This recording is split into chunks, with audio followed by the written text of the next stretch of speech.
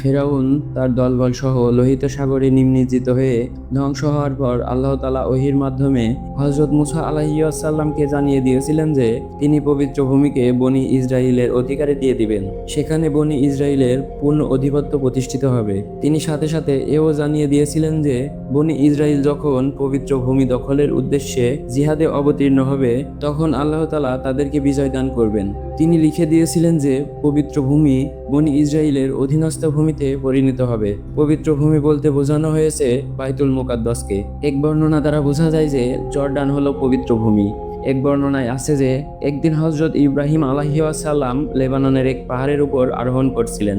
আল্লাহ তাআলা হযরত ইব্রাহিম আলাইহিসসালামকে বললেন, হে ইব্রাহিম, আপনি এখান থেকে চতুর্দিক দৃষ্টিপাত করুন। আপনার দৃষ্টি যতদূর পর্যন্ত যাবে ততটুকু স্থানকে আমি পবিত্র ভূমি বানিয়ে দিব।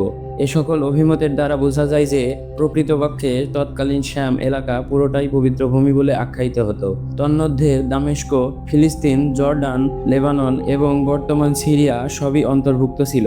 সে সময় সিরিয়াতে আমালিকা সম্প্রদায়ের রাজত্ব ছিল। তারা ছিল পুরাতন আদ সম্প্রদায়ের এক শাখা। আদ সম্প্রদায়ের লোকজন ছিল অসাধারণ দৈহিক আকৃতির ও শক্তিধর। তাদের পরবর্তী বংশধরদের মধ্যেও অনুরূপ দৈহিক আকৃতি ও শক্তিধর বিদ্যমান ছিল। জগতের অন্য যে কোনো দেশের লোকজনের অপেক্ষা দৈহিকভাবে তারা প্রকাণ্ড এবং অসাধারণ শক্তির অধিকারী ছিল। হযরত মুসা আলাইহিসসালাম বনী ইসরাইলদের সাথে করে শাম দেশে অধিকার করার জন্য জর্ডান নদী পার হয়ে আরিখা নামক স্থানে গিয়ে তাঁবু ফেললেন। আমালিকাদের সাথে জিহাদে অবতীর্ণ হওয়ার পূর্বে তাদের অবস্থা সম্পর্কে অবগত হওয়াকে জরুরি মনে করলেন।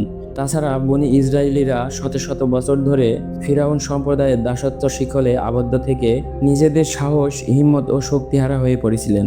তারা তখন যে কোনো কাজে নিজেদের ভীরুতা প্রকাশ করে চলেছিলেন। এ কারণেই তাদের উপর খুব একটা নির্ভর করা যায় না। তাই মুসা আলাইহিসসালাম তাদেরকে অতি হিকমত ও কৌশলের সাথে ব্যবহারের চিন্তা করলেন। যদি আমালিকাদের অবস্থা পূর্ব হতে ভালোভাবে জানা যায় তবে বনী ইসরায়েলদেরকে হিকমতের সাথে জিহাদে অবতীর্ণ করানো যাবে। এই ধারণায় বশবর্তী হয়ে আমালিকাদের অবস্থা সম্পর্কে অবগত হওয়ার জন্য মুসা আলাইহিসসালাম বনী ইসরায়েলের 12 গোত্রের 12 জন প্রধানকে এ অঞ্চলে গোয়েন্দা হিসেবে প্রেরণের সিদ্ধান্ত নিলেন। তাদেরকে পাঠানোর সময় ভালো করে বলে দেওয়া হলো তারা সেখানে যা কিছু দেখবে তা যেন আগে হযরত মুসা আলাইহিসসালামের কাছে বর্ণনা করেন। সেখানকার পরিস্থিতি যেন তার অনুমতি ছাড়া কারো কাছে বর্ণনা না করে। তারা বাইতুল মুকাদ্দাসের পথ ধরে চলতে লাগলো। তারা তার সাথে কথাবার্তা বলে জানতে পারলো যে তারা তাদের সাথে যুদ্ধ করতে এসেছে। তখন সে তাদের 12 জনকে একাই বন্দি করে তাদের বাদশার দরবারে নিয়ে গেল। আর বাদশাকে বলল যে এরা আমাদের সাথে যুদ্ধ করতে এসেছে। বাদশাহ তখন এই সংবাদ জেনে তাদেরকে জেলখানায় আটকে রাখলেন। রাজদরবারে তাদের কি করা যায় এ ব্যাপারে পরামর্শ চলল। কেউ তাদের হত্যার পরামর্শ দিল, কেউ বা অন্য প্রকার শাস্তির প্রস্তাব দিল, কেউ কেউ অবশ্য তাদেরকে ছেড়ে দেওয়ার পরামর্শ প্রদান করলো। আলোচনার পর অবশেষে সিদ্ধান্ত হলো যে যাতে ফিরে গিয়ে তারা তাদের সম্প্রদায়ের কাছে আমালিকা সম্প্রদায়ের দৈহিক প্রকাণ্ডতা ও তাদের শক্তির কথা প্রকাশ করতে পারে। আর তাদের বর্ণনা শুনে তাদের সম্প্রদায়ের লোকেরা যুদ্ধের আশাও যেন আর না করে। তারা আমালিকা বাদশার জেলখানা থেকে মুক্তি লাভ করে আরিখায় এসে পৌঁছালো। তখন হযরত মুসা আলাইহিসসালামের কাছে সমস্ত ঘটনা বর্ণনা করলো। তখন তাদের বর্ণনা শুনে হযরত মুসা আলাইহিসসালামের উপর এর সামান্য প্রভাবও পড়ল না। কেননা তিনি তো জানেন জিহাদ যদি হয় তবে তিনিই জয়ী হবেন।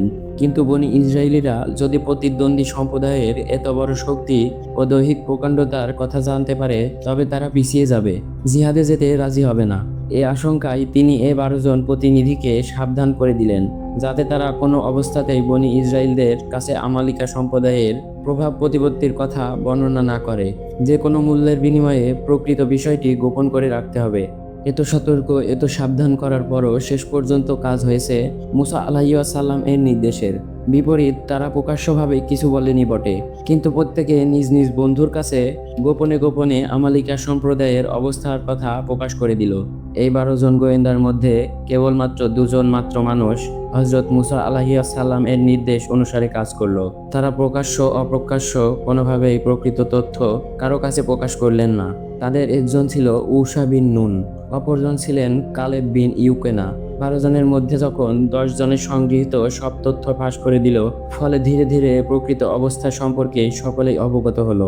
এই সম্পর্ক জেনেই তারা চুপ থাকেননি, বরং আমালিকাদের শক্তি ও দৈহিক আকৃতি সম্পর্কে তাদের মাঝে রীতিমতো অহরহ আলোচনা চলেছিল। এত বড় শক্তিশালী সম্প্রদায়ের বিরুদ্ধে তাদেরকে জিহাদ করতে হবে, এই কল্পনা করতেই শিহরিত হয়ে উঠল। এক পর্যায়ে তারা বলেই ফেলল, সে ভালো ছিল যে আমরা লোহিত সাগরে ডুবে মরে যেতাম। সেখান থেকে তুলে এনে আমালিকাদের দ্বারা পিটিয়ে মারার কি অর্থ হতে পারে? তখন তারা বলে উঠল, হে মূসা, ওই এলাকায় তো এক শক্তিশালী জাতি বসবাস করে, সেখান থেকে তারা বের না হওয়া পর্যন্ত আমরা কোনো অবস্থায় সেখানে প্রবেশ করব না। ইউশা বিন নুন এবং কালেব বিন ইউকেনা যখন দেখল বনি ইসরায়েলিরা এত ভীত হয়ে পড়েছেন যে তারা জিহাদে অবতীর্ণ হতে রাজিই নয়, আমালিকা সম্প্রদায়ের বিরুদ্ধে জিহাদে নিজেদের অতিশয় দুর্বল ভাবছে, সুতরাং তাদেরকে আমালিকাদের বিরুদ্ধে জিহাদের জন্য উদ্বুদ্ধ করতে হবে।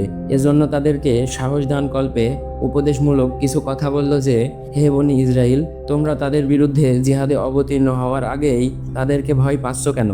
তিনি আরো বললেন, তোমরা কদম উঠিয়ে বাইতুল মুকাদ্দাসের দিকে চলো, কমপক্ষে বাইতুল মুকাদ্দাসের দরজা পর্যন্ত যাও। তোমরা শুধু এতটুকু করলেই আল্লাহ তাআলা তোমাদের বিজয় দান করবেন। তখন শত্রুরা তোমাদের ভয়ে দেশ ছেড়ে পলায়ন করবেন।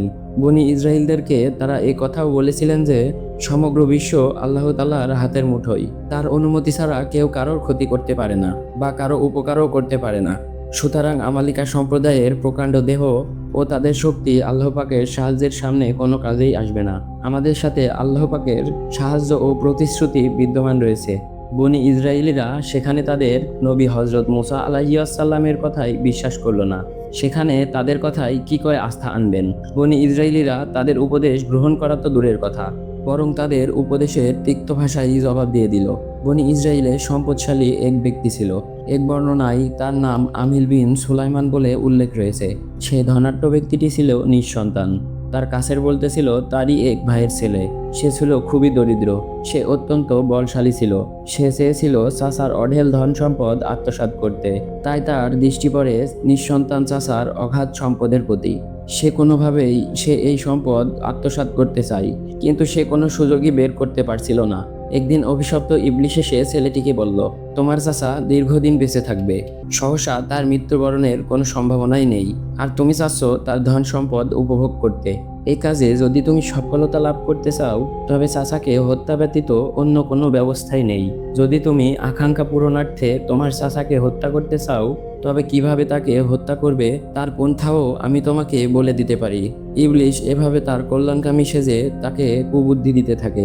শেষ পর্যন্ত সে ইবলিসের পরামর্শ মোতাবেক কাজ করতে আরম্ভ করে। ইতিপূর্বে উল্লেখ করা হয়েছে যে বনি ইসরায়েলের 12টি সম্প্রদায় ছিল। এক গোত্রের কয়েকজন লোক কিছু দ্রব্য সামগ্রী দান করার জন্য পার্শ্ববর্তী পল্লীতে আসে। সে চাচাকে বলল, বনি ইসরায়েলের অমুক গোত্রের একদল লোক কিছু দ্রব্য সামগ্রী নিয়ে আমাদের পাশের গ্রামে এসেছেন দান করার জন্য। আপনিও যদি কষ্ট করে আমার সাথে যেতেন, তাহলে কিছু দ্রব্য বেশি পাওয়া যেত। ফলে এর দ্বারা আমার দারিদ্র্যজনিত কষ্টেরও কিছুটা উপশম হতো। বিশেষত আমি যুবক, তাই যদি আমি একাকী যাই, তবে হয়তো যুবক বলে আমাকে দিতে সম্মত নাও হতে পারে। আপনি যদি আমার সাথে একটু কষ্ট স্বীকার করে যান, তবে আপনাকে আমার সাথে দেখলে আমাকেও দিতে কার্পণ্য করবেন না। অতঃপর ভাতিজার প্রস্তাবেও চাচা রাজি হয়ে যান। অবশেষে চাচা ভাতিজা মিলে রাতের অন্ধকারে নির্দিষ্ট পল্লীর দিকে চলতে আরম্ভ করে। দু পল্লীর মাঝে দূরত্ব অনেক বেশি। নিজ পল্লী পার হয়ে পার্শ্ববর্তী পল্লীর সীমানায় পৌঁছার পর রাতের আধারে সে তার চাচাকে হত্যা করে। তার লাশ ফেলে রেখে সে নিজের বাড়িতে প্রত্যাবর্তন করে। পরদিন ভোরেই আবার চাচার খোঁজে বেরিয়ে পড়ে। খোঁজ করার ভান করতে করতে যেখানে গত রাতে চাচাকে হত্যা করে লাশ ফেলে রেখে গিয়েছিল, সেখানে গিয়ে উপস্থিত হয়। লাশের নিকট অনেক লোক ভিড় জমিয়ে আছে। সে গিয়ে মৃতদেহ শনাক্ত করে চাচার জন্য মায়া কান্না জুড়ে দেয়, যেন চাচার মৃত্যুতে সে শোকাহত। সম্পদ আত্মসাতের লোভে চাচাকে খুন করেই সে তার দুষ্কর্মের পরিসমাপ্তি ঘটায়নি, বরং পার্শ্ববর্তী লোকদেরকে তার চাচার খুনের অপরাধে অপরাধী সাব্যস্ত করে রক্তপণ দাবি করে। কেননা সেই সময় বনি ইসরায়েলের মধ্যে এই নিয়ম আইনরূপে প্রচলিত ছিল। যদি কারো মৃতদেহ কোনো লোকালয়ের নিকট পাওয়া যেত, তাহলে লোকালয়ের অধিবাসীদেরকে নিহত ব্যক্তির উত্তরাধিকারীদেরকে বাধ্যতামূলকভাবে রক্তপান দিতে হতো। প্রচলিত আইনের সুযোগ নিয়ে প্রকৃত হত্যাকারী ভাতিজা আবার লোকালয়ের অধিবাসীদের নিকট থেকে রক্তপান দাবি করে বসে। এই এলাকার বাসিন্দারা এ দাবিতে হতবিলম্ব হয়ে পড়ে, কেননা হত্যা ঘটনার সাথে তারা কোনোভাবেই জড়িত নয়। তারা কেন রক্তপান আদায় করতে যাবে? তখনকার দিনেও কোনো ঘটনা অস্বীকার করতে হলে আল্লাহর নামে শপথ করেই করতে হতো এবং শপথকারীরা সংশ্লিষ্ট ঘটনা থেকে মুক্তি হয়ে যেত। লোকালয়বাসী আল্লাহর নামে কসম করে বলল, এ হত্যার ঘটনা আমরা ঘটাইনি, এর সাথে আমাদের কোনো সম্পর্কই নেই এবং এ সম্পর্কে আমাদের কিছুই অবগত নই। হত্যাকারীকে তাও আমরা জানি না। সকালে আমাদের পল্লীর প্রধান ফটক খুলে বাইরে এসেই আমরা এই মৃতদেহ দেখতে পাই। আমরা সবসময়ই রাতে আমাদের এলাকার প্রধান ফটক বন্ধ করে ঘুমিয়ে পড়ি এবং ভোর না হওয়া পর্যন্ত ফটক খোলা হয় না। কাজেই খুনের ঘটনার ব্যাপারে আমাদেরকে অপরাধী সাব্যস্ত করা অবান্তর। কিন্তু অভিযুক্তদের অস্বীকৃতি এবং আল্লাহর নামে কসম করে এ ঘটনার কিছুই জানি না বলার সত্ত্বে হত্যাকারী কিছুতেই দাবি সাব্যস্ত করছে না। অবশেষে উভয় পক্ষের মধ্যেই এ রক্তক্ষয়ী সংঘর্ষ বেঁধে যাওয়ার উপক্রম হয়। উভয় দলই সশস্ত্র হয়ে সংঘর্ষে লিপ্ত হওয়ার প্রস্তুতি গ্রহণ করে। তখন তাদের মধ্যকার একজন জ্ঞানী লোক বলল, তাদের মাঝে আল্লাহর মনোনীত রাসূল হযরত মুসা আলাইহিস সালাম আছেন, তাই শুধু শুধু সংঘর্ষে লিপ্ত হয়ে আহত নিহত হওয়ার বা রক্তপাত ঘটানোর কোনো প্রয়োজন নেই। তোমরা উভয় দলই হযরত মুসা আলাইহিস সালামের নিকট যাও, তিনি নিশ্চয় একটা গ্রহণযোগ্য এবং সন্তোষজনক সমাধান দিবেন। জ্ঞানী ব্যক্তির প্রস্তাবে উভয় পক্ষই সম্মত হয়ে আল্লাহর রাসূল হযরত মুসা আলাইহিস সালামের নিকট গমন করে। নিহত ব্যক্তির ভাতিজা প্রতিপক্ষের নিকট চাচার রক্তপান দাবি করে।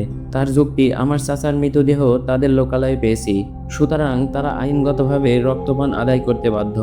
যাদের নিকট রক্তপান দাবি করা হলো, তদুপরি তারা বলল, যে জায়গায় আমাদের বসবাস, রাতে আমরা সে জায়গায় প্রধান ফটক বন্ধ করে ঘুমিয়ে পড়ি এবং ভোর হওয়া পূর্বে খুলি না। সুতরাং এই ঘটনার সাথে আমাদের সম্পৃক্ততা কোনোভাবেই সম্ভব হতে পারে না, তাই এ হত্যার রক্তপান আমাদের ঘাড়েই চাপতে পারে না।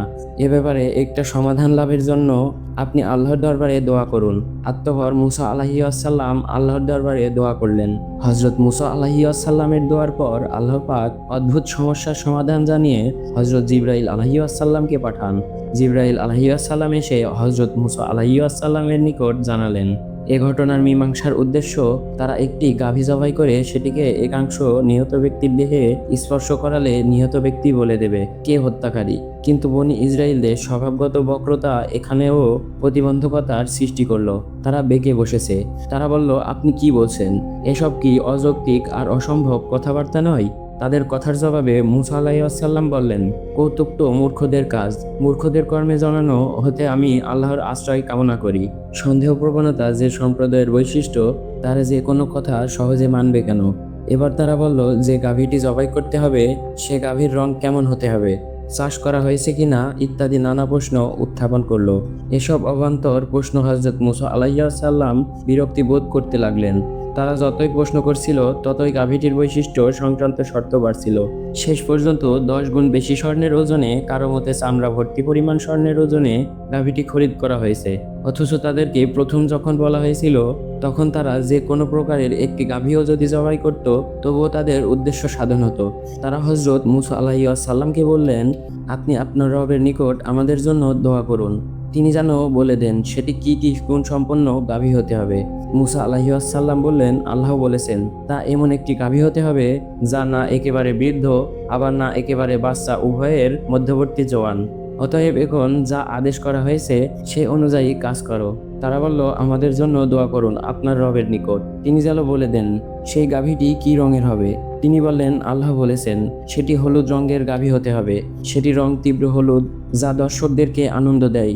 তারা বলল, আমাদের জন্য প্রার্থনা করুন আপনার রবের নিকট, সেটি কি কি গুণ সম্পন্ন হতে হবে, কেননা এই গাভী সম্বন্ধে আমাদের সন্দেহ হচ্ছে এবং নিশ্চয় আমরা আল্লাহর ইচ্ছায় সৎ পথ পাবো। মুসা আলাইহিস সালাম বললেন, আল্লাহ বলেছেন তা এমন একটি গাভী হতে হবে যে গাভীটি জমি চাষে আর না শস্য খেতে পানি সেচে ব্যবহৃত হয়, তাতে কোনো দাগ থাকবে না। তারা বলল, এখন আপনি যথার্থ বর্ণনা দিলেন। রাসূলুল্লাহ সাল্লাল্লাহু আলাইহি ওয়াসাল্লাম বলেছেন, আল্লাহ তাআলা তাদেরকে একটি সাধারণ গাভী জবাই করার নির্দেশ দিয়েছিলেন, কিন্তু তারা বারবার জিজ্ঞেস করে করে নিজেরাই বিষয়টি জটিল করে ফেলেছে, তাই আল্লাহ তাআলা তাদের জন্য বিষয়টি জটিল করে দিয়েছে। তাহলে এর জন্য এতগুলো শর্ত আরোপ করা হতো না। অতঃপর তারা গাভীর খোঁজে বের হলো, কিন্তু কোথাও বর্ণিত গাভীর খোঁজ পেল না। এ সময় এক যুবক তার পিতার নিকট বসা ছিল। যুবকের পিতা ঘুমিয়েছিল আর তার মাথার নিচে ছিল সিন্ধুকের চাবি। ঠিক এই সময় এক ব্যক্তি মুক্তা বিক্রি করতে আসলো। সে এসে যুবককে বলল, হে যুবক, তুমি কি এই মুক্তাটি 70,000 দিরহামে বিনিময়ে ক্রয় করবে?